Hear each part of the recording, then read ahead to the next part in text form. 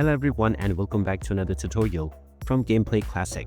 In this video, I'm going to show you how you can download and install the Dream League soccer game on your smartphone. So let's get started right away. First of all, open up the iOS App Store or the Google Play Store, depending on which kind of device you use. Once you are within the homepage, just tap on the search button and then type in Dream League Soccer and begin your search. Now from the search results, tap on the Dream League Soccer game. And now you can just tap on the install button to begin the download and installation within your device. Just wait for a while until the installation is completed, and once it is done, you can tap on the play button to open up the game on your device. And now you will need to complete the basic tutorial, and after this you can start playing your matches right away. And there you have it. That is how easy it is to download and install the Dream League soccer game on your smartphone. If you find this video helpful, don't forget to hit that like button and subscribe to our channel for more useful tips and tutorials.